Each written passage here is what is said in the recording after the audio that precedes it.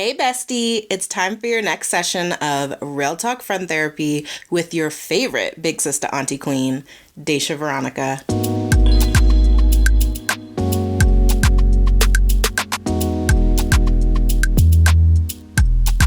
What up, y'all? Welcome back to our discussion on boundaries with the amazing licensed therapist, Calix Vu-Bui. How are we doing today, Calix? We are doing fine. We're hanging in there. Love that. So over the last few episodes, we've been getting better clarity on what boundaries are and how to effectively communicate them to those around us. But this episode is probably the most crucial discussion because boundaries cannot be helpful to us if we do not enforce them. So today we're diving into how to enforce our boundaries and how to best deal with those boundary crossers because they are going to happen. So I know that I am not great with boundary enforcement. And so my first question for you is, why is enforcing boundaries so hard? Why do we struggle with holding people accountable for our wants and needs? You know, I thought about this since the last time. And actually, I just earlier today was seeing a patient and was bringing up this boundary issue. I was doing some couples work.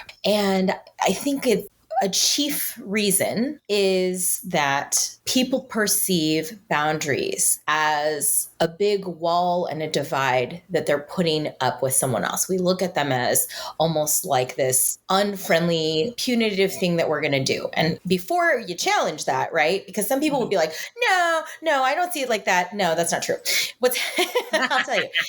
Because when people tell me, they're like, well, but if I tell this person that I don't appreciate this particular type of engagement, or let's just say they're trying to put in a boundary with their parent, then their parent may reject them, Well, again, it's because that boundary is being viewed as this punitive wall, bad thing, cage, right? It's unfriendly. I think that if we were to really challenge the structural piece of this, which is boundaries are like vitamins to any relationship, right? Because you can go boundary, you can go vitaminless, you can go right. But if you happen to have a vitamin D deficiency and you're a little sluggish, right? Which I have experience. It's very common for Black folks and Asian folks to have vitamin D. Right? Yeah. So if you don't want to eat the foods that have the vitamin D, if you don't want to get some sunshine, whatever that is, will you die? No. But will you probably see an improvement if you actually, So when I say they're like vitamins to a relationship, they are something that you add. If you look at it as something that you add to have more quality, to have a little quality check, to enhance and better something, then it kind of shifts how you see applying that. Because you've got people who love their vitamins. In fact, I keep my name case like this. Oh my God. And they are at the ready. That is no, but you ain't playing with them vitamins. No. Look at how big these squares, right? Yes. And the one that's important is because that's how big that's how the boundary setting has to be. You have to be that serious. Yeah. If boundaries do not work, if you just have them the one time, if they get crossed, you don't do it again. I will liken it to a vitamin to a relationship because you have to do it consistently. You have to do it with a sense of purpose. You have to do it with okay, just because I didn't do it last time, like if I didn't take my vitamin on Monday, and I skipped Tuesday, well, maybe start up again Wednesday, Thursday, Friday. Let's try that and see what happens, because you'll see more effect the more you do it, because it helps in a relationship to go back to things over and over. We're habitual creatures. Yeah. And it's so funny. The thing that I really latch onto is you saying that to do it with a sense of purpose and seriousness, because it was, with everything going on in our country and the election, I was like, we are the most unserious country I've ever lived in. But I also think that as people, and I'm not sure if necessarily this is just within American culture or more broadly, but I find that there's a fear in doing things seriously, people almost kind of clown you for being serious about your health and taking your vitamins and stuff like that. And just doing something that doesn't sound splashy with purpose. So I'm curious how, because this is me. I I love to be serious about the things that I care about. But I've definitely had people in my life who will clown me for wanting to do better. Realize that everything that you're saying is absolutely correct, and realize that we live in a culture that can only thrive when anything that actually matters is being undermined, because that is how you get a society that will worship money. Again, even boundaries. Think about instead of, you can set a boundary with somebody and that's free. That's free 99. Or you can buy something from Amazon to make yourself feel better because your partner forgot your birthday and it matters to you and you didn't bring it up. And then they did this other stuff too, and you didn't bring it up. And you didn't say, hey, for me, like, because boundaries are also expression of need, right? Again, this is all very serious stuff. This is intentional living. It really benefits our economy and our society that we be unserious about politics. And relationships are political. Everything is political. Think about the depth of what I am saying here.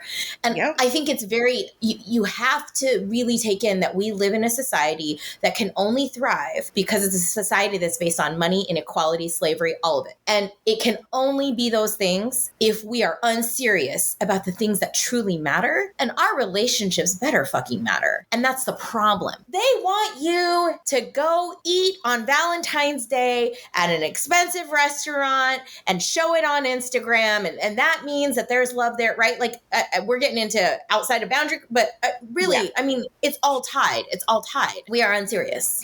And boundaries are seen as not fun. And it's like, but this relationship would be a lot more fun with my friend, my lover, my whoever, if we all were clear about that stuff. Think about, like, I mean, literally the culture of this country is speak out your mouth this way, but do another thing this way. We care about the environment, but we're also totally actually extracting from this environment like the very like life force that it is allowing for us to exist. Yeah. Make it make We're talking sense. about how you love John Oliver, and this is like a side tangent, but I don't know if you saw the episode where they were talking about deep sea mining and how it's supposed to help with like us having better electric batteries. And so it's like, yeah, sure, but then you're ruining this other environment to do something environmental. So that made me think of that. Yeah. What could you imagine in school if we taught a class how to have good friendships? God forbid you teach your children in school how to do that. No, we're going to teach you a bunch of useless, you know what I'm saying? But if you actually learn how to hold two opposing views at the same time and to discuss that and work through conflict, and what would happen? What would happen is we would have a society of people who care about each other and look at boundaries as vitamins instead of these horrible punitive things that we're doing that make us terrible people. Oh my God. That was such a word. It really is. And like, I can't get over how unserious we are as a country, but also that idea that capitalists and other isms and schisms and whatnot, they benefit from us not having those boundaries and understanding our worth. Because really, boundaries at the end of the day are an expression of somebody knowing their worth. And Yes. They are a fundamental block for mental health. You cannot build your mental health.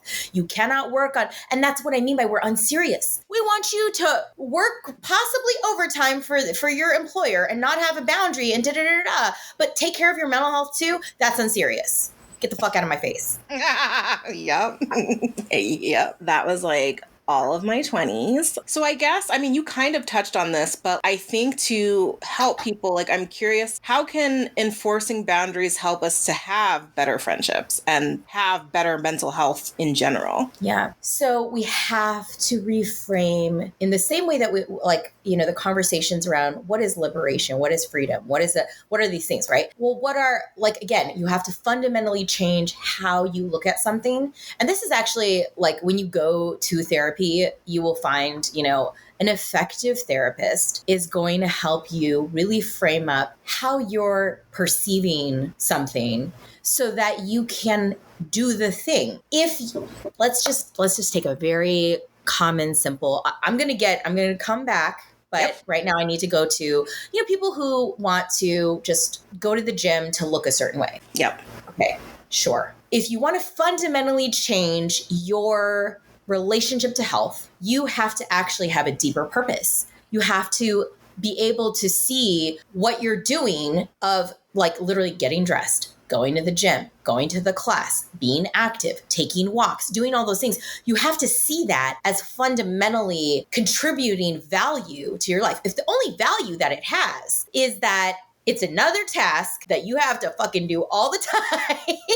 And that's how I look, that's how I'll lose weight. Or that's how, like, that's not, you have to fundamentally change your perception of what you are doing. So going back to boundaries. In the same vein, the key to being able to deal with boundary crossers and deal with this boundary business in a way that is more serious, but serious for the good of everyone involved, is you have to be able to see it as a vitamin. So as something that is adding health to your relationships. Okay, number one. Number two, you have to see it as what I said, a fundamental building block of mental health. This is going to help me do something that I overall want, which is to be less anxious, to have better mood, to feel connected. How do we feel connected?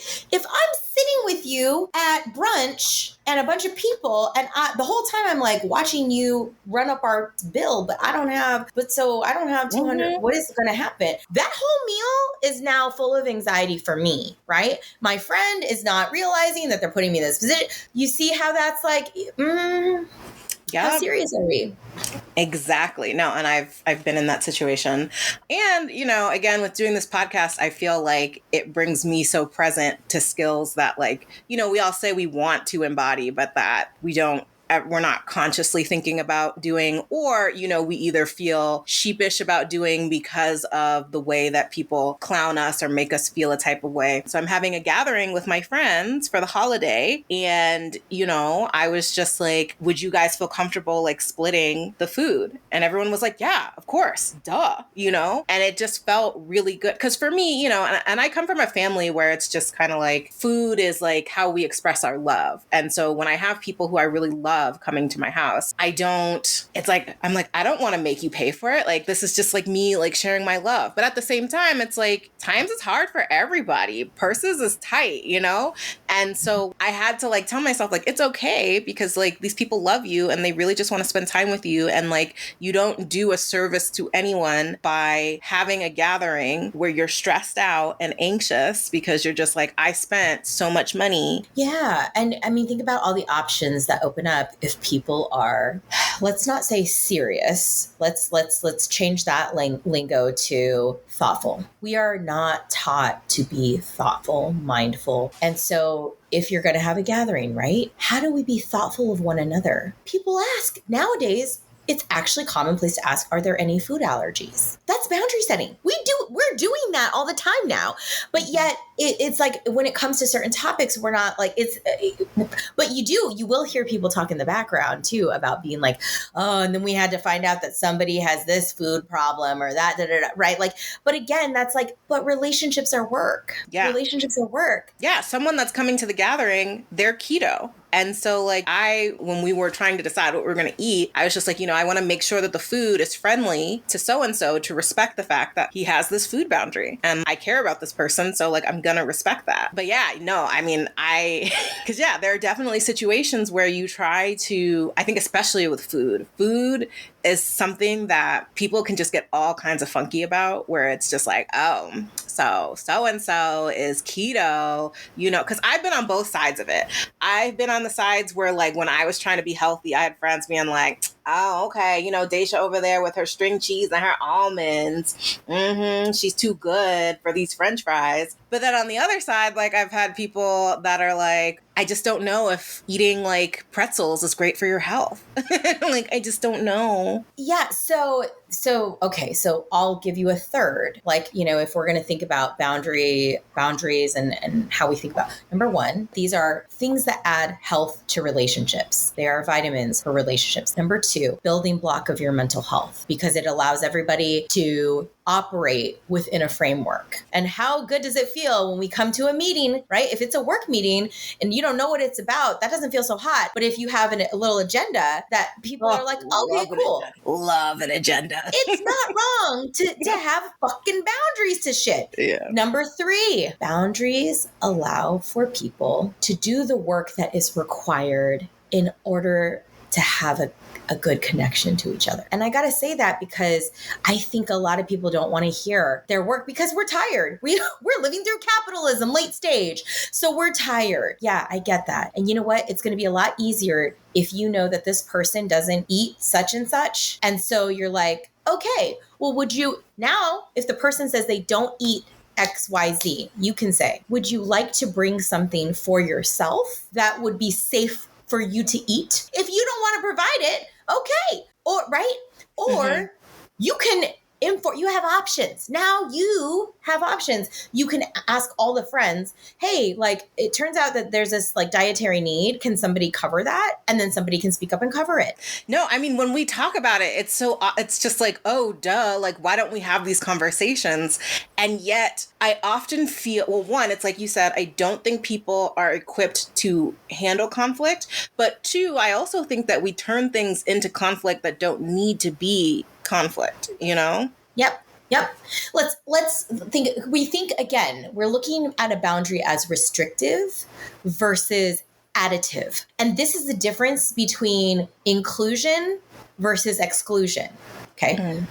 Make it real simple. I'm queer. When I go into a space, and I might have a partner with me that is trans or non-binary or what have you, right? If I go into a space, and it was Pride Month just passed. And so I was in these spaces where there's a sign on the restroom that just says all genders or, and it's inclusive. And I can't tell you how much, as soon as I walk into that establishment, I understand that my existence there is fine because somebody is allowing for everyone to just be able to use the bathroom, which is a basic fucking need, in a way that works for them. And there are ways that inside of that bathroom that are structured, right? Like it's actually it's not that hard to be inclusive. And yet through something as simple as that, what that creates is a loving space versus it's inclusion. And how when you take a little bit of effort, some work, and maybe it wasn't a little bit, maybe it was a lot of thought, but either way, now the patrons that come there are going to be able to experience a really positive environment and they're going to want to come back. And that's making my relationship to that establishment better, right? It is including something.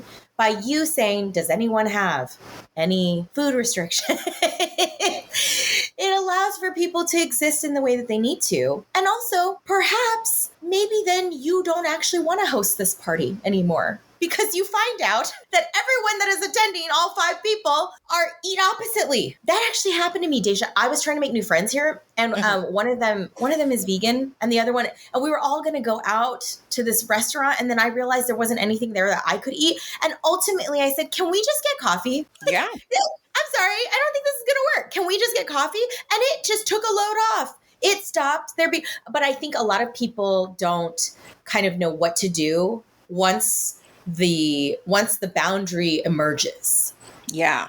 No, 1,000%, I think. Well, and so then when we think about boundary crossers too, there's this feeling that we should all, what do you think about consensus? The idea of consensus. Okay. For like between 2 friends regarding something? I guess I'm thinking about, and maybe it's really this kind of specific example, but when the boundary emerges, like in the instance of your friend saying that they are vegan, and then so-and-so saying that they're this and that, and so-and-so saying they're this and that. And it feels like people are, because I often find what happens is that people, like the boundaries emerge and then people are like, okay, so then this feels like it's not going to work. So I'm going to give up. Like, it's just like, Take it back to what's the priority? What's my priority here? Is my priority to hang out with my friends or is my priority to eat a specific food? In my example, I'm a meat eater. I lift weights. I'm a power lifter. I want 50 grams of protein every meal. That's something I do. Okay. And also, and then I found out I'm pre-diabetic. And do I need to share that information with everyone? No, because that's my medical right. And so for me, it was like, this vegan menu is just not going to work for me. But I also don't want to get into all this stuff. And so I had to ask myself, is my priority the meal to eat, or is it the hangout? And it was the hangout. So I immediately was like, okay, how about coffee? Coffee. Can we all do coffee? Right? And that settled it. Or right? Like, and as soon as you really go back to the simplicity, give me another example. I am happy to target it. I'm happy to help you with it. No, totally. But I think that point that you brought up is so important because, again, with conflict, so I don't know if you've heard of this book. Is it Crucial Conversations or Difficult Conversations? It's something like that. I read it a while ago, but they talk about how, like, when we get into conflict, because, our brain gets into fight or flight, that it is very hard for us to think logically about, okay, like, what is the point? Like, what are we prioritizing? What do we want? And so I was like, wow, that is so real. Like, there are times where I just get into arguments and then you get to a point where you're like, wait, what are we even arguing about? But it's because, how did we get here? And so I love that, to just, again, it's about thinking, like, what is the purpose of what is going on? But again, we don't like to live in purpose because we're unserious. So that is the... I mean, it goes back to that, right? Because God, I wish we taught kids this, how to broach conflict, because you can't, if you are conflict avoidant, setting boundaries is going to be your nemesis. It's going to be your Everest. Yep. Because at the heart of that, you have to be able to, in a moment of emotional reactivity, you have to be able to dial it back to, what is the point of why we are having this conversation? Yeah. What is the, right? Like, is it because, like, let's say it's two friends who are trying to plan a trip together. Mm-hmm. Very common scenario. Very common scenario. And you're finding out that this person is maybe taking longer to do something, or financially you have different ideas. There are 1,000 things that come up in a friend international trip that can be really difficult to plan. And why I'm bringing that up as a kind of a classic example is because in the end, if you ask, like, okay, well, now I'm having to tell her I don't really do this, I don't really do that, da, da, da, da. It's like, okay, so what was the goal? Is your goal to see Jamaica? Because if it is, you can do that on your own. Is your goal to see Jamaica? You could also you can do a cruise. There's so many different options there. Is your goal Jamaica, or is your goal to hang out with your friend? And if you're like, well, I wanted to see Jamaica and hang out with my friend. It's like, okay, but what's the bigger priority and what matters more? Because in the end, ultimately, one has to matter more. And whatever that is the boundary that needs to be discussed, the conflict that needs to be discussed. Especially if the friend, you start to realize, like, oh gosh, this person is a little bit more particular about things than I am. My guess is that a 7-day trip to Jamaica with that friend may not be the best course of action. And a lot of people don't want to face that. They're like, well, I already said yes. No, well, you can also go back to the drawing board. Now, I think in that scenario, like, what if, because I think that that's totally fair. I think that we have to remember that our friends cannot be all things at all times, and that there are reasons why we are friends with certain people. And so it's like, like, maybe that's not your Jamaica friend. That's not the person that you go on big international trips with. But how do we deal with, and I guess it kind of leads to my next question. So my next question was, if a client comes to you and it's clear that they're struggling with enforcing boundaries, how do you help them to get more comfortable with holding people accountable? So let's say that I'm coming to you, I'm like, I was trying to go on this trip to Jamaica with a friend, realized in the process that, like, this is not the friend that I should be going to Jamaica with. How do I communicate to her that I no longer think that, or I'm trying to communicate to her that I don't want to go to Jamaica, and she's like, no, I can be all the things, and that they can't be all the things. Like, how do we deal with that? When we are coming into a situation where we are saying, so this isn't going to work for me, or another way of saying that is, this is how I need it. That's a little bit, you can come at it 2 different ways, right? How I need this to happen is this way. It really always helps to come into any, again, I wish in fourth grade we taught this. We teach about your menstrual cycle and all these things, but like I wish we were teaching Well, this. barely. They're trying to take that away too. So I'm like, what is school for anymore? You don't, it's really hard to come to somebody, and this is where we get stuck in like boundaries coming across as criticism, across as unfriendly. If you come to the table and you're like, this is what you're doing wrong, boom, boom, boom. Nobody wants to respond to that. You're just, or at least not in a positive way. No. Yeah. But if you come to the table with, okay, so this is kind of not working for me. And you come with some solutions, some suggestions. Again, that takes work, that takes thoughtfulness, all the things I've been saying, and we are unserious, right? So then this is why people are like, can somebody else just do this for me? Can I hire someone to enforce this boundary? Yep. No, because think about how different this sounds. Initially, when you and I thought about going to Jamaica together, I thought this is going to be very simple. As we've been scheduling the plane tickets and what have you, I've just like put a little bit more thought into this. And I'm just kind of noticing that we are very different when it comes to how we're seeing this trip. And to be perfectly honest, I think maybe it would make more sense for us to, and then these are the solutions. Shorten the trip, choose a different destination, Houston, right? Like, let's just go to Houston because that's like, that's not as many, there's many reasons that keeping something more domestic rather than international, right? Thinking about these different things. Or like, I think there's a concert here in our city that we both would really like. I think my goal, and then to say like, my goal was to be able to spend time with you.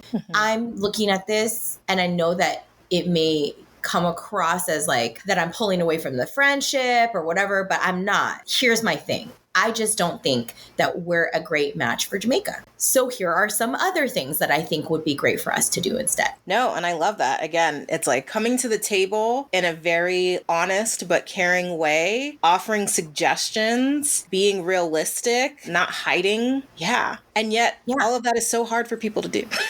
So hard because we're not taught to tolerate, and this is the understanding piece. We are not taught culturally to tolerate hard feelings, big feelings. Remember, we worship money here. So when you have a hard feeling, you can drink, you can smoke some weed, you can do, and I'm not trying to say any of those things are bad necessarily, but in context, when what you're doing is avoiding dealing with some shit, I mean, yeah, it's bad. So my thing is this: we have to become, we just have to become responsible for self in the interaction of like, I'm gonna have to do the work of telling you this hard thing that's hard to hear, and then the other person on the other side, if you want to be friends, has to do the work of listening and being open to it. Because if all you can hear is, you don't want to go to Jamaica with me, you don't want to be friends? Fine. Fuck you. I don't need you as a friend.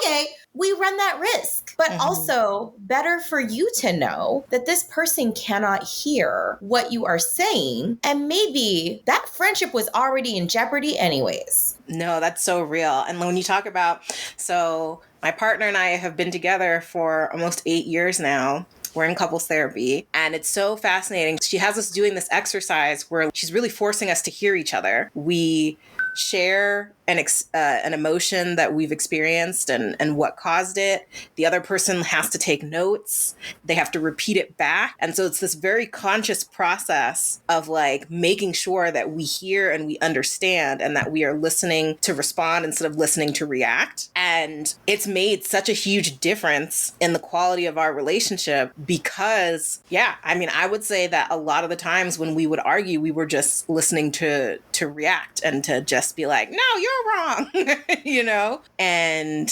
what are they doing in schools? I don't understand, because this, I think, is of more value to just learn how to listen, because it's a conscious, like, you have to be so thoughtful about it because it is so easy to let your emotions override everything. Yes. And in that process, when your emotions are overriding things, you're centering yourself instead of the other person, right? So both people need to be able, if you're going to have a successful boundary conversation, it has to be where both parties are invested in how this makes the other person feel. That's another really important component, right? Because if I'm like, are you really saying that you did it right? Like if you're defensive about it, I'll tell you this. I recently had a pretty difficult conversation with somebody, and they brought up to me something that that I was doing. And I just would like people to think about having this reaction instead, which is, so what I did with the information that I was told, instead of trying to defend the stance that I was taking,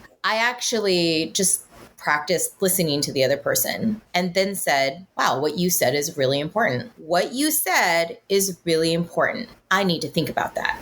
I need to hold that, right? Because you don't have to have an immediate response. That's the other thing. You don't have to figure it out in the 30 minutes that you're having that conversation. You can also just say, and this actually helps you as a human being practice what you should have learned in 4th grade, which is what you said is important. If you're bringing up a point to me, it means something to you. That is what I would like us to teach 4th graders. Teach them that when somebody is telling them something, when we hear something, if somebody has had the courage to bring something to our attention, it is important. Mm-hmm. You don't have to know exactly why. You do need to sit with it until you understand why.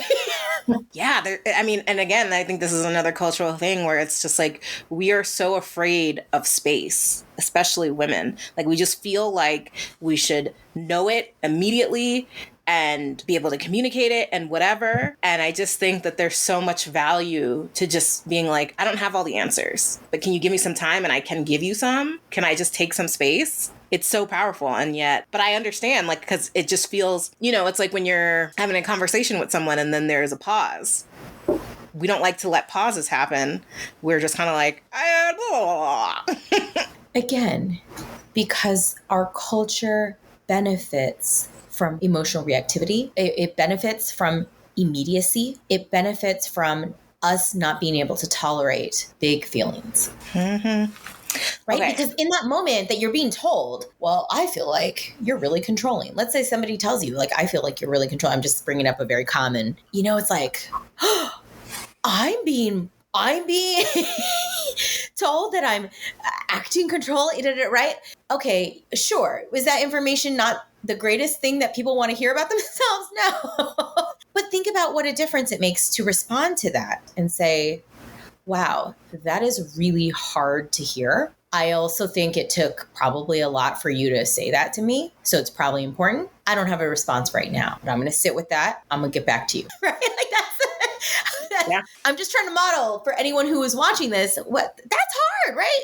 Yeah.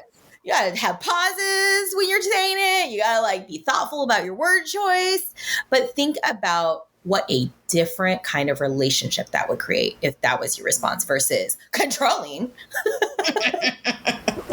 Yeah. And I find too, it's so hard because I am someone that loves to do the work, but you're going to encounter people who either aren't doing it by choice or don't know how to do it. And so that's what can make it hard is if somebody, like my mother says something that is going to trigger me and having to sit there but know that that it's not going to help me to be emotionally reactive as much as I want to. So I do feel like it is hard when somebody is not presenting you with information in a way that is easy to receive, but still the importance of taking the space that you need to sit with it. And it makes me think of how in grad school, my teacher, she was like, you're going to get people who give you notes that are just they're just going to say it in an awful way. But she's like, if you can, try to see if you can find the note behind the note. Maybe their initial note is wrapped in they're just you're not a good writer or this isn't a good script. But it's and it's not a good script for X, Y, and Z reasons. What is something behind that you can find that's actually helpful for you? Because people don't just say things to say things, even if it is really offensive. And so, what can you extract from it that is actually useful for you? Mm-hmm. Mm-hmm. Yeah, there's wisdom in what you were told, which is what can you extract? But again, I should say and see, that even takes thoughtfulness, right? At the core of this, what are we doing with boundaries? We are trying to be more thoughtful, integrated people who aren't just willy-nilly out here saying that we have good friendships when what we really have are maybe, I don't know, very conditional connections with people. Conditional connections. Yep. Oh, but then also I think about that too, where it's like my mom has been a really great opportunity for me to practice boundaries, because just because somebody says something funky to you and they're either not doing the work or whatever their reasons may be, it also doesn't mean you have to tolerate it. It could be like, wow, that was a lot. I don't respond well when you phrase things like that. Is there a way for you to maybe think about that in a different way that I can receive better? Because right now I just feel a lot of judgment, and that judgment is making me want to fight you. And I don't want to fight you. Yeah. I mean, you're absolutely correct. With your mom, then how have you seen success in how you maybe have tried to approach boundaries? What's worked? It's just honestly, like you said, talking slower. Literally how I just said that to you.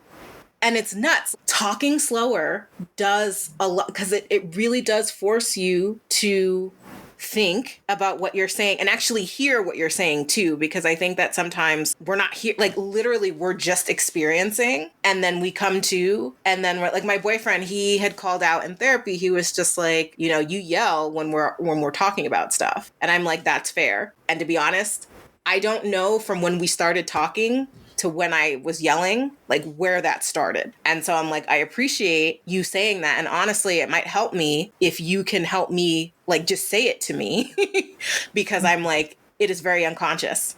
And I obviously don't like that I do that to you. I just don't. I need to be made aware of it. But yeah, with my mom, I feel like taking space, saying things slower, taking a minute to really hear what they're saying, but then also at the same time, because I think what's hard is that, again, people will just say things all kind of crazy to you. And so I can understand someone being like, well, if someone's saying something crazy to me and you're telling me not to react, like that's impossible. And so I think even in that, there is work. There is an opportunity for boundary setting and being like, hey, I want to hear you, but you're talking to me real crazy and it's just real hard. And that's something that I will say to my mom sometimes, is that I'm just like, I want to hear you, but your tone is making it really hard for me to do so. That's a really great strategy, actually, that I'm always reminding people is available, Mm-hmm. Yeah. Okay, so my next question. So have you read the book, The Gift of Fear by Gavin de Becker? I have not.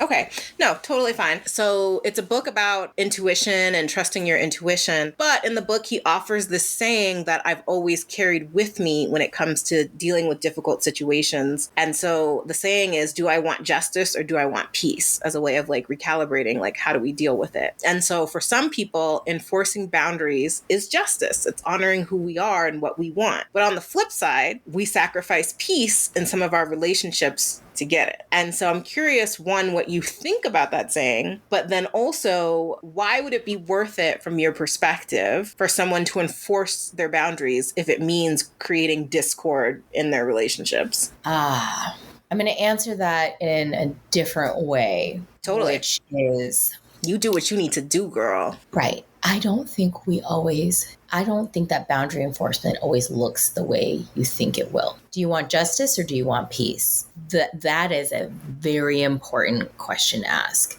And I think it ties in with this other question that you need to ask in conjunction. Is the boundary that I want to express to this person, does the person who is receiving this message from me, do they have the capacity to even respect it or understand what it means to me?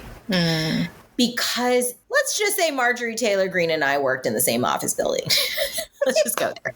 Okay. Do I want justice or do I want peace? Because there's a whole lot of justice I'd be asking for from someone like her. But she is also not of sound mind and not of, let's take away let's just give her the benefit of the doubt. She is not of the mindset of somebody who is going to hear anything I have to say with any sort of seriousness. And so I want peace. My boundary in that situation is I'm not even going to bring it up. I'm just not going to deal with you. And that's not setting a boundary. That's understanding that this person has not the tools to be able to respect it. And there's a very big difference there. That is simply also boundaries. So like moms are wonderful to discuss boundaries with. There's a lot of moms who have a lot of beliefs. We want to think of, we're in a culture of like, moms are all great. Moms are all wonderful. There's a lot of moms that have a very different perspective of how they parented than the people that were raised by them.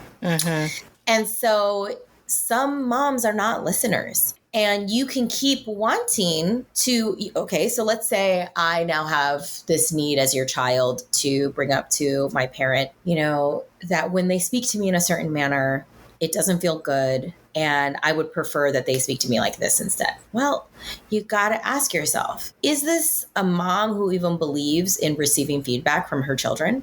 Is anything I say going to hold value? Yeah, you're shaking your head, right? That's pretty.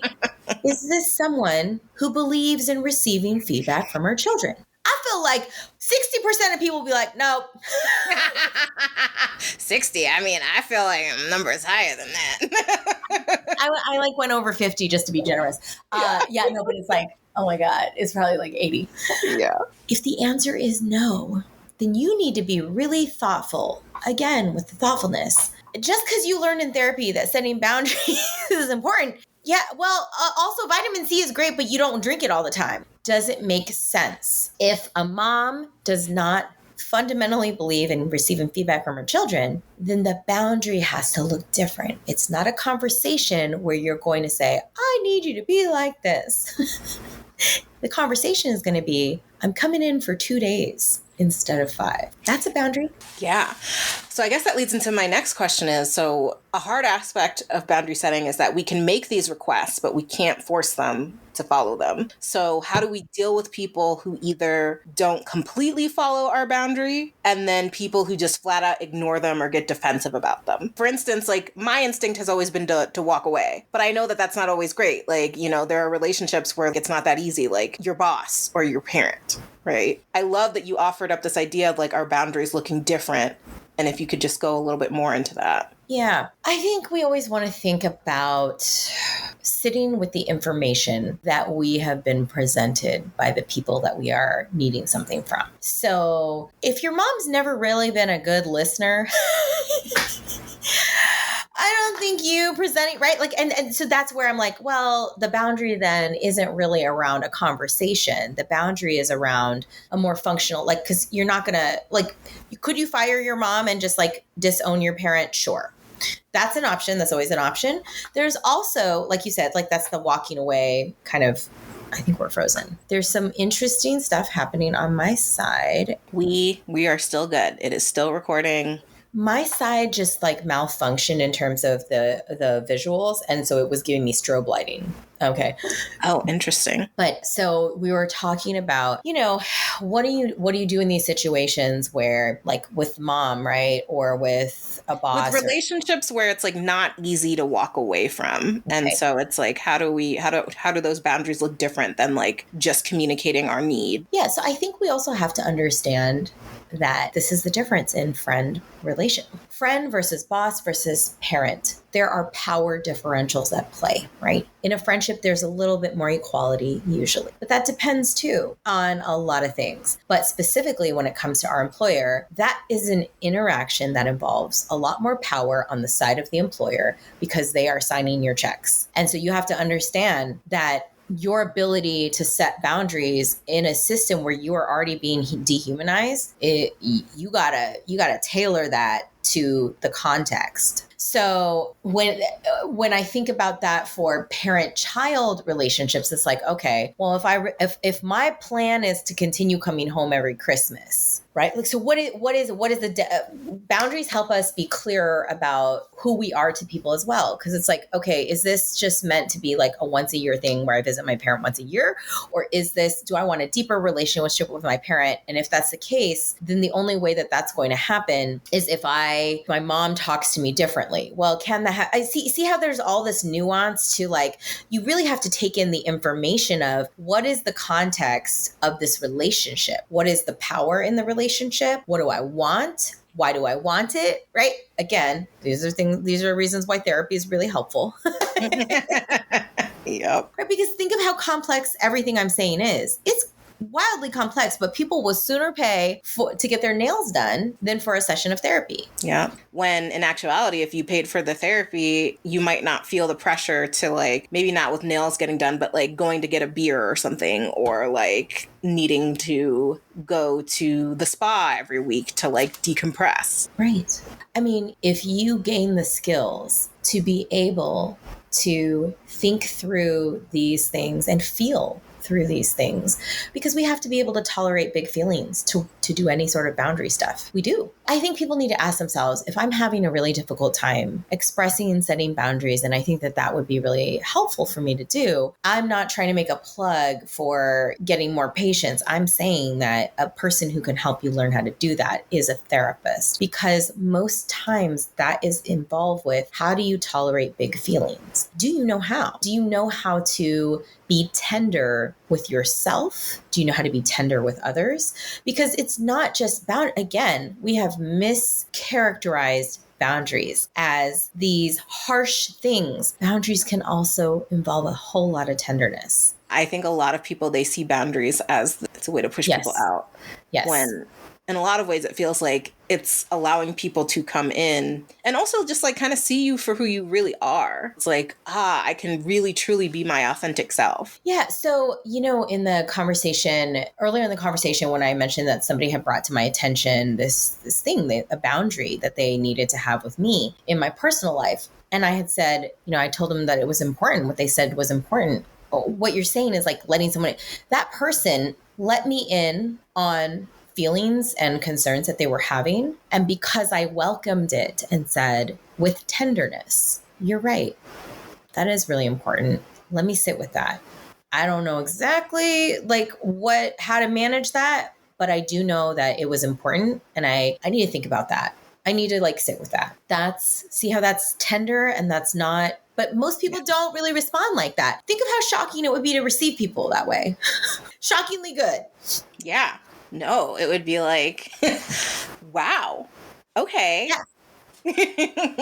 she wowed. She was like, and I'm not tooting my own horn. I'm saying that was a really honest response from me. I was like, I care about this person. I care about you enough to take what you are saying and say, I really need to think about that. Yeah. Okay. You're right. Yeah. That is actually a fair assessment, Yeah. And I think, especially like when you come at it like that, it just makes it so much easier because I think we all know that we're not perfect. And so it's like, depending on like how the information is brought to us, again, it allows us to like when my partner was like, it's hard for me when you're yelling for me to be able to hear you and participate in the conversation. And I'm like, that is fair. And so thank you for telling me that. I can only imagine like how, and that's another thing that we practice in couples therapy is empathy and validation, being able to either validate or empathize with what information is being presented to us, which is also something I think that we don't do enough as a society. Again, if you individualize society, if you make it about you, if you don't hold empathy, space, regard for the other person who has come to you, think about in that interaction when I said, you're right. You're right. What you said is important. You don't even have to say you're right. Let's say like you're not there.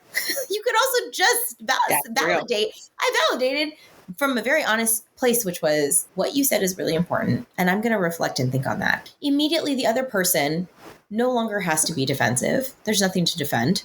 They've been heard. You've created connection and intimacy, which is what we're all seeking. The Surgeon General of the United States did a whole study on the loneliness that Americans are experiencing. Why are we so lonely? It is an epidemic in this country. Our suicide rates are off the charts. The amount of strife that people are facing because they don't know how to connect to each other, because human beings are naturally social creatures who need intimacy from one another. And we need to be able to figure out how to get that. And we've somehow made a society that lacks boundaries.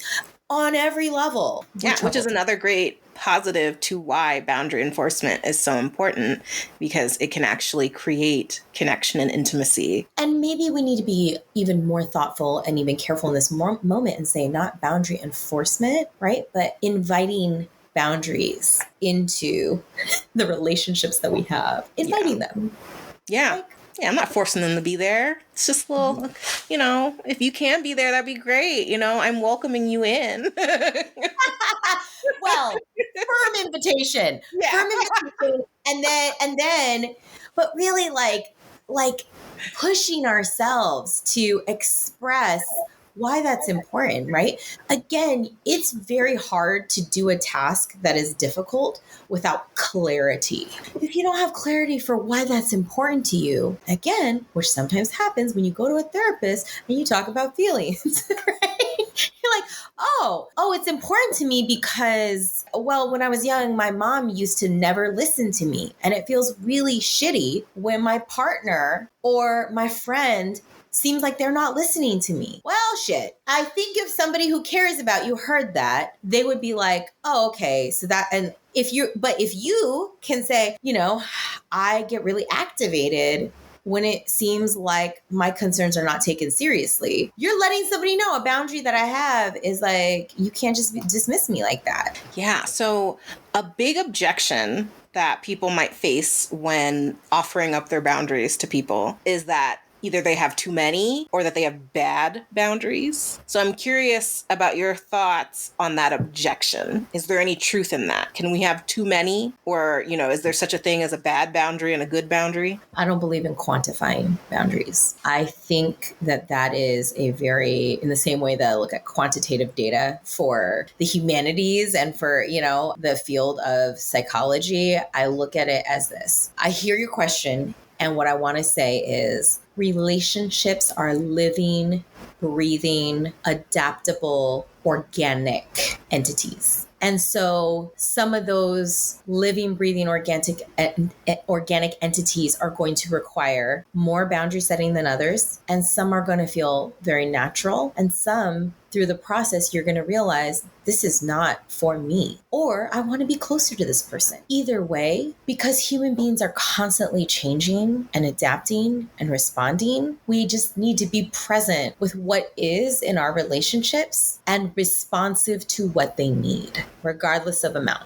Yeah. Because because trauma really plays a big role here, right? Someone with an attachment style that, is avoidant could have gone through child abuse in their home. And so if you want to be friends with that person, then maybe they're constantly pushing you away. And a boundary that you need is to communicate about, I need to know that when I haven't received a text back from you, that it isn't because you don't care. It's because you don't know how to be right? Like whatever the case is, well, maybe that person received child abuse for 6 years. Maybe this other person received it for 18 years. And so those are two, right? And there isn't a formula for that. And I think that that's the beauty of the human experience is that is so unique to each person. And so recognizing that what we're trying to do is to literally talk about apples and oranges, which is anything that involves human beings, it has to be massaged to what that situation requires. So are you receptive? Are you taking in information in such a way that is allowing you to understand the boundaries that you have aren't always going to be universal for each situation. And that's the piece, the flexibility piece. Yeah. Adaptability piece. Does that help? No, totally. I love that, because to me, the big thing that I heard was just being present and understanding that people can evolve. People have, for a lot of people, they're kind of like onions. As you continue to spend time with them, you're going to learn new things, and maybe they're getting more comfortable to express more of themselves to you and those boundaries to you. And so, but if you are adaptable and I feel I can't remember where I read it, but it was just kind of no, it was a BuzzFeed video I was in. We were with a therapist and she was every relationship more or less requires negotiation. And so what's hard is that we try to suppress the fact that every relationship that we have is going to involve negotiation, instead of saying, okay, if that is the case, like, how can I get better about being able to be in that space of negotiation? How can I make that less anxiety inducing, instead of just saying, like, I just don't want to do it. So I don't want to be friends with you. I'm over it. Yeah. It's a lot easier, right? We call that emotional cutoff. So it's a lot easier to just be like, I don't want to deal with this. Now, there are definitely situations that you should be walking away from. Sure. But we have to look at that and understand, because words get really manipulated in American society. Sometimes people will say, like, because I was listening just now in my head, the question you had asked was like, can people have like too many boundaries? Is it that person has too many boundaries, or is some of what we're calling a boundary actually not? That this person actually has expectations of others that are not suitable for the type of connection that they have, right? Like, we can't expect from people what they do not have to give, right? You can have, and so things get a little wishy-washy, because it's like, if you were to name for me like this person and what they're asking for, I'm not sure that we would call everything that they're asking for a boundary. Yeah. Like, again, I'll go back to food because I feel like it's so much easier. Sometimes it's like, okay. So at one point in my life, I had roommates, and I had, you're going through roommate advertisements and such. And, some people will write like, this person needs to want to cook dinners together. They be vegan. And absolutely, if you're not vegan, you don't have to be vegan, but you definitely cannot cook any meat in this house. And you're like, wait a second. And I'm not trying to dig on vegan. I'm just literally trying to say, as a meat eater, I can't live there. I can't be your roommate because you said it was cool, but also I'm not allowed to exist, right? Like, you literally, like, that doesn't work for me. So what you really need is a vegan roommate so that you can feel safe in your home, which you have every right to do. So, right. So like, but like, clarity on like, your boundary is that, but the way it's coming off are like all of these expectations that are like, just, how about you just cut out part of the population, because it's like people like, only wanting to live with women as roommates versus like maybe a multi-gendered, situation. Cool. So get clear on that. Don't call something what it's not, which is like, you don't want to live with meat eaters. Own it. Yeah. I'm also curious about, so when people cross our boundaries, I can understand at first. There are just certain situations in which I can be understanding, but I'm curious, like, how many chances should we be giving people to respect our boundaries? Or should we be giving them chances at all? I, again, think that depends on things like, let's talk about scaling. So on a scale of 1, I'm not going to say 1 to 10, I'm going to say 1 to 20. 20 being, this is an absolute finite boundary for me, versus this is something I would prefer, but it's not going to be as big of a problem as this other thing. And so we want to scale our boundary of like, we want to take into account the importance of that boundary to us. And then, I'm not being super duper clear when I think about this, almost like in a grid, which is like, okay, with this person, if I've already made it very clear that I am not like timeliness, friendships and timeliness. Yes. Oh my gosh. Like being on time for brunch. Yes. Some people are sticklers for that, and they need that. I am somebody who runs quite late. And that is such a part of who I am that I just won't be friend. I'm old now. I'm 40, right? In a good way, where I'm just like, I'm just not, if I find out that you are going to dig into me every single time I am late for brunch on a Sunday, then God bless. There are many people like that. For me is like over here on the scale of 1 to 20. That's about a 19 for me. And that's me. I'm like, hey, this bothers me. It bothers me to be talk to like you're my mom, and I don't like it. And I understand that, but there are plenty of people in the world who aren't going to have a problem with that, because I'm not late to everything. Yeah. I will be late to a brunch. Now I can be on time, but then you have to be willing to like, tell me that it's at 11 and not at 12. So like, that's just right. And so ask your question though, because you were like, well, let's talk. So what brunch things are you thinking about? No. I think it was just more so like, I guess, because I feel like examples can kind of help, because it's just kind of like with that example of timeliness. And so let's say it's me and you, and my boundary is that I need people to be on time for brunch, but that is not your thing, and it's important to me, and I've communicated that to you. How many times do I allow someone to show up late for brunch after I've communicated it to them that, I feel really awkward sitting at the table by myself, so if you could just make it to brunch on time. Well, see, and this is the thing, is like, you got to be able to assess if that is a dividing line for you, then maybe that friend, maybe you don't invite them to brunch. Maybe that's not, if you like, again, we have to stop we have to be able to do a number of tasks at the same time, which is like, what position does this put me in? What position does this put you in? And if I've already noticed that you've been late to brunch twice, instead of expecting something from you that is not, depending on the situation, right? Like if you've rented out a space and you need people to show up at a certain time and you've communicated that, then I think it's my responsibility to be there, Now, but if this is like casual brunch, I think, again, I think we're getting into this territory of like, well, you have to be able to really like assess all the pieces and kind of decide for yourself, okay, if this is going to really bother me, is it a good idea to invite this person to brunch? Not everybody can be brunch friend. Yeah. That person probably is better as like maybe a workout class buddy, because I bet they'll be on time to that. And if they don't, well, then they will be turned away from the class, because the class will be like, you can't come in. So that's kind of solved, right? No, I was going to say, it makes me think of this concept that I am personally trying to lean into more. It's just that, just kind of meeting people where they're at. Like you can offer your boundary and remember that your boundary is not, you can't force people to follow it, but it doesn't necessarily mean, I guess, that you have to end a relationship over it. It's considering, is this an opportunity for me to meet someone where they're at? And so it's like you said, maybe you're not the brunch friend for me. Like I need to find someone who can be on time, but that doesn't mean that I then have to be like, well, Calix won't show up on time for brunch, so she doesn't care about me, so this relationship is over. Right. Yeah.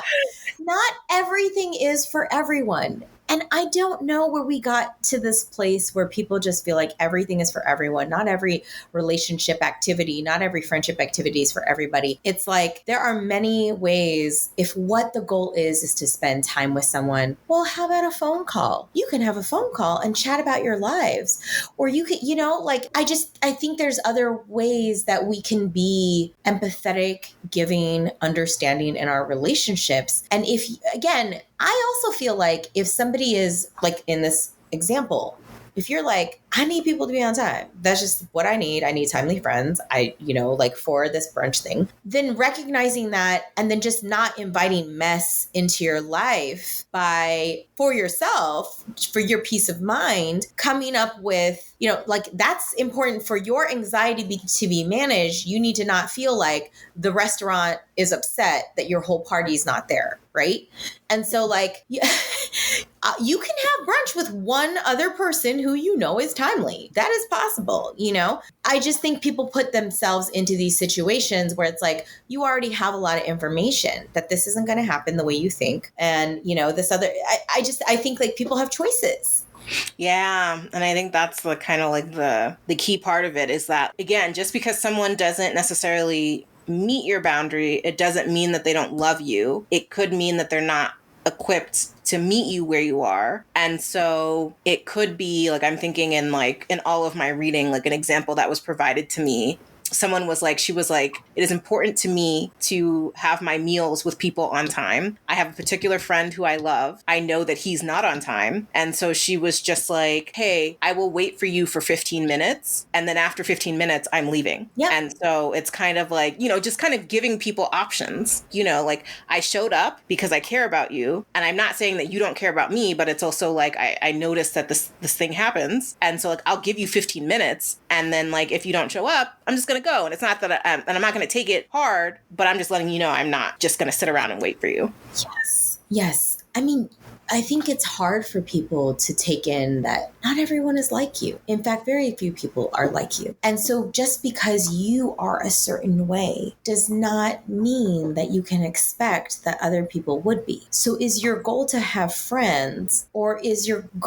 I don't really know what the other aspect would be, right? But like if what you want is people just that are always going to agree with you, are always going to be like, well, I mean, I'm not sure what is the purpose of friendship then? Right? Like, because people are different than other people. And so like people take that personally, like how like you're so disrespectful of the fact that, it's not about, it's not always like that. Like, so it's that people have different values around timeliness, cleanliness, money, like, so again, what are boundaries? There are ways that we communicate about these differences, and they are alive. They are active and organic and dynamic. Yeah. And it sounds like it's not even necessarily really about how many chances do I give someone. It really is. I think the goal is kind of like to do what you can to be clear on your side, and then make choices that allow you to feel good. So it's like, if you communicate this and you're clear and that person's not necessarily meeting your needs, make another choice that allows you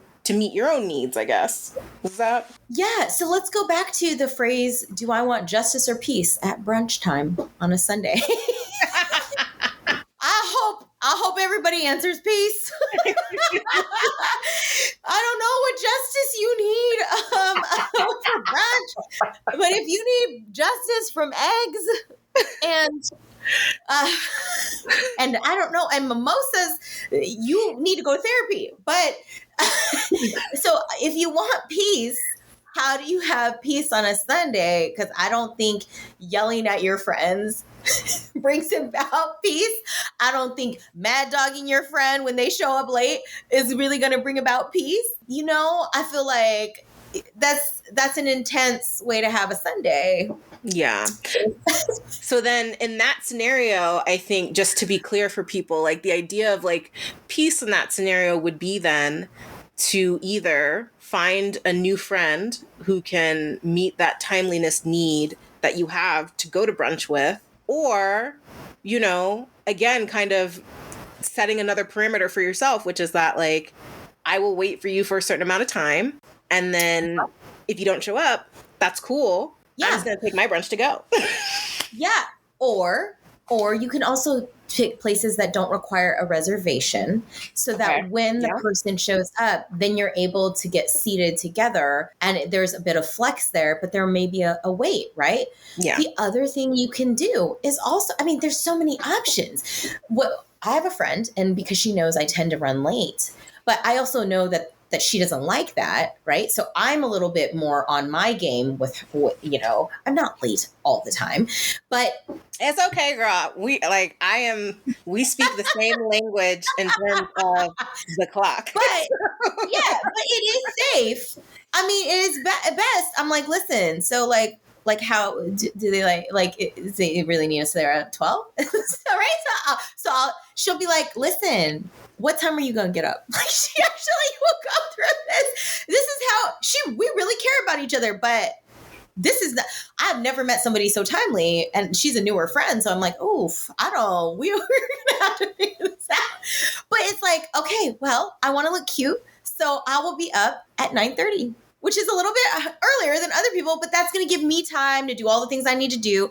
And then she's going to be texting me. I already know that she's going to be texting me at 11 to be like, how is the getting ready process going? Because you need to be out the door in 15 minutes. Right? So there's a bit of an active way that she supports me to be on time.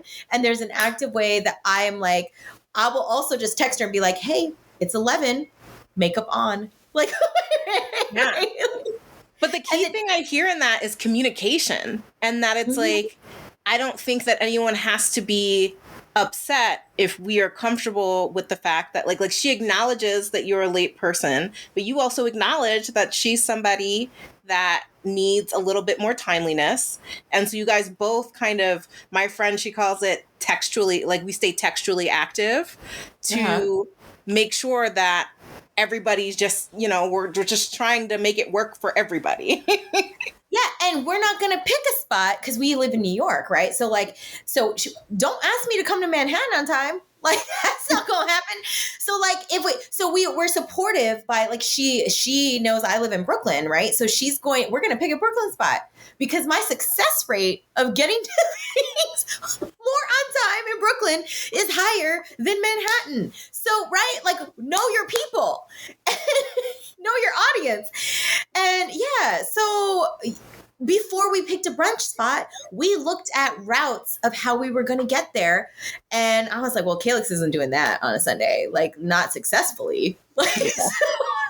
Yeah, but you were real about it too, and like, yeah. Oh, I've had 25 years of communicating about my time, my relationship with time.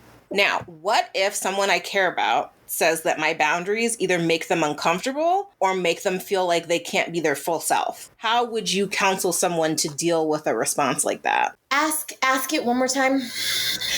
Okay, so what if someone I care about, I'm communicating my boundary to them, and their response to me is that my boundary makes them uncomfortable, or it makes them feel like I am not allowing them to be their whole selves. Like, it's just like, oh my gosh, like your boundary is like encroaching upon me.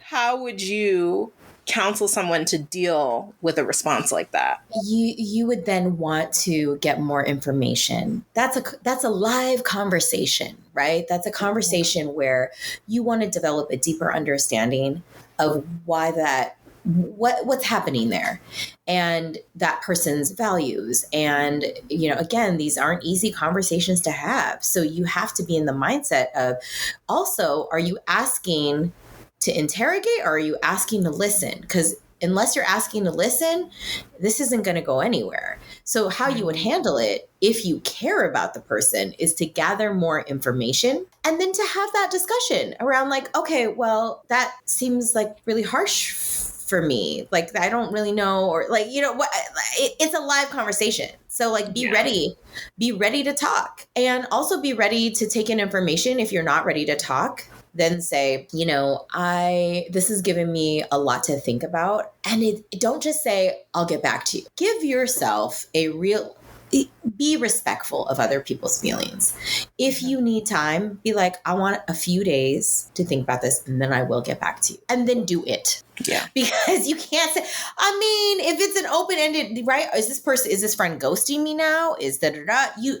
When you are not transparent, when you are not clear, you leave a lot of space for a lot of hurt. Yeah.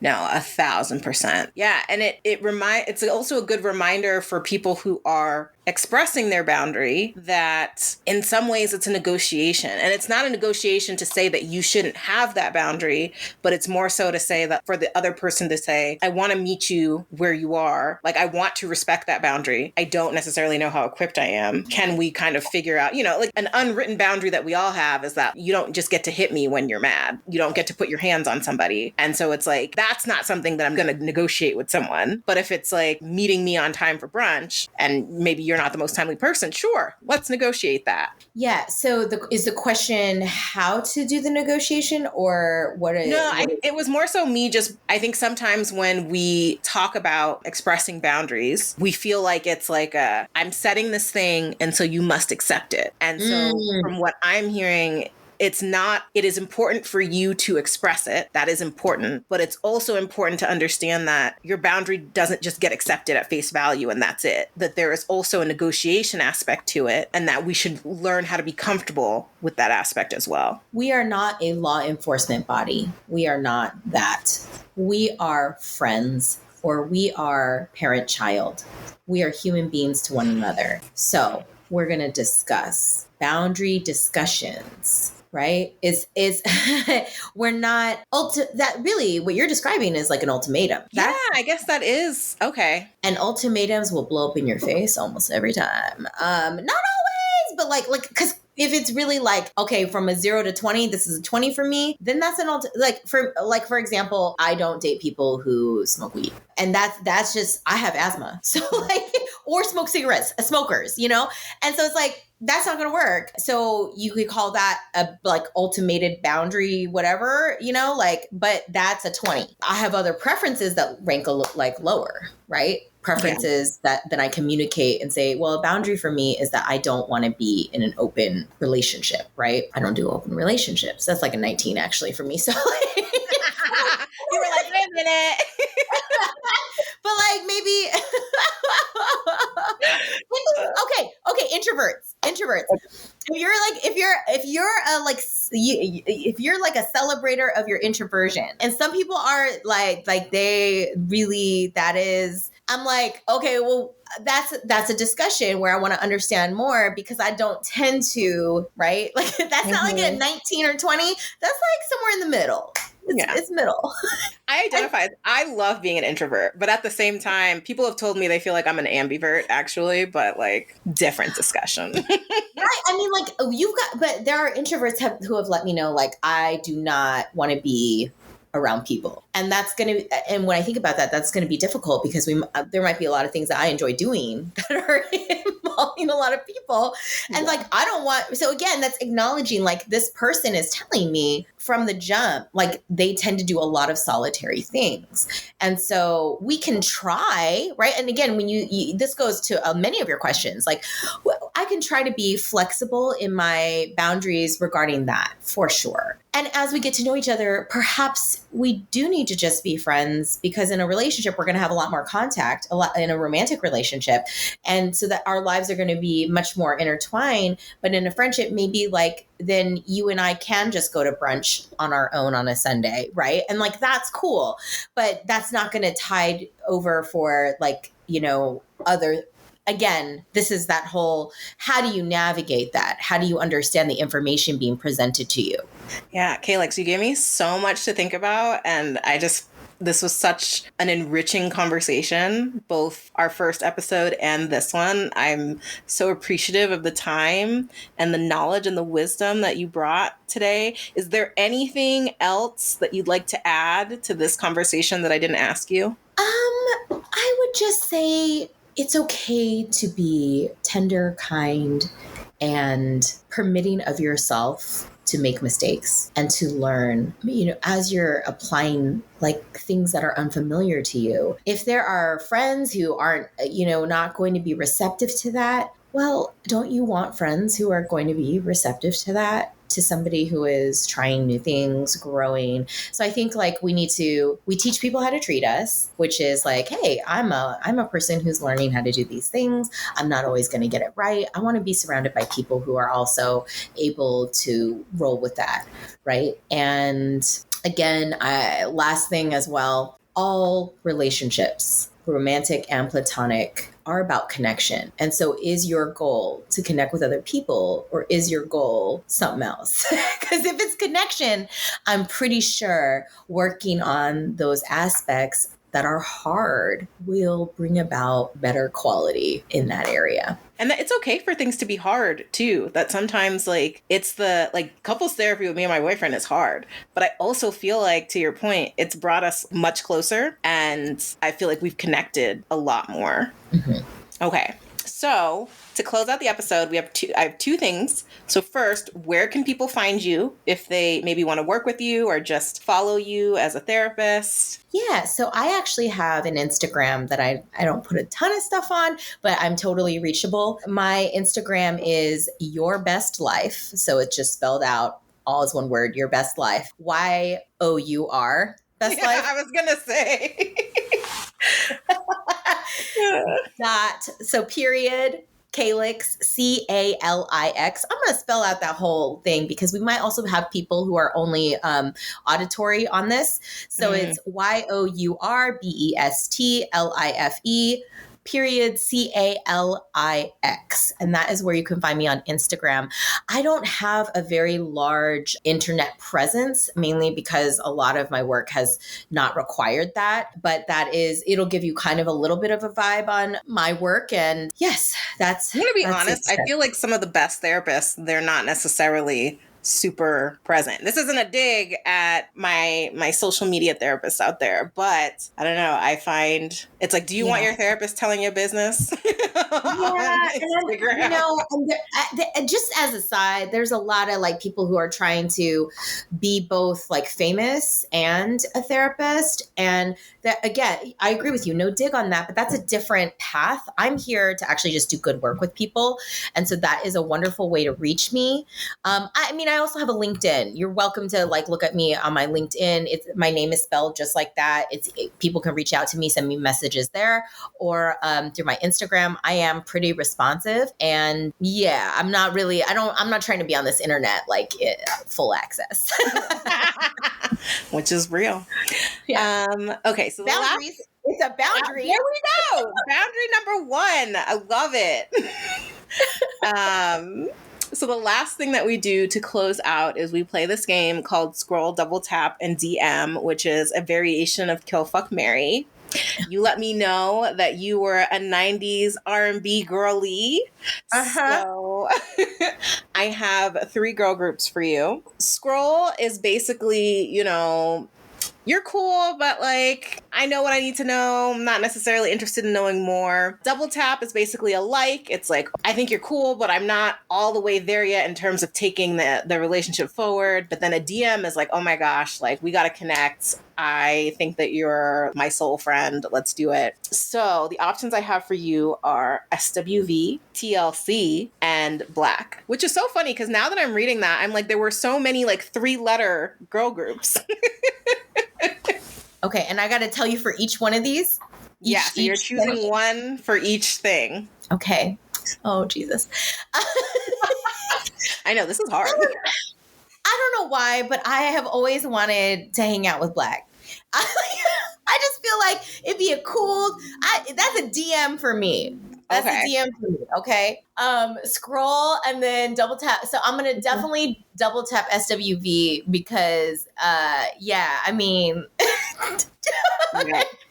They had the 90s on lock. Like, oh my goodness. Right. And what was the third group? TLC. Well, that says a lot. TLC. Sorry. I'm so sorry. She made me do it. She made me scroll past somebody. I'm so sorry. I didn't realize you were going to take all my favorites and then just like... But, no. I mean, I will say this. I'm not as strong of a TLC fan as other 90s R&B lovers. Respect. I will rock out to their shit all day long. But I would sooner want to see Black or SWV in concert. There. I hear it. I am very much a TLC girly. They are very much who I'm DMing, but I respect it. I respect it. Like, TLC was my child. I loved the outfits. I could have lived in their music videos. It was everything. Honestly, I don't think I could scroll past the fact that props to you, because for real, I can't. I love them all. Calix, I loved this so much. I cannot wait to have you back on the podcast in the future. And it was such an amazing, amazing conversation to have with you. Well, thank you for having me. It's been a pleasure. And anything you need, just let me know. All right, y'all. That's it for the amazing, wonderful Real Talk Queen, Calix Vu-Bui, at least for now, because she'll be back. If you love what you heard, maybe you're trying to get some more real talk into your life, definitely make sure you give her a follow, show her some love on Instagram. Her links to that is in the comments. Your Best Life Calix. Go on and let her help you live your best life. And I will catch y'all next time. Your girl is out. Bye.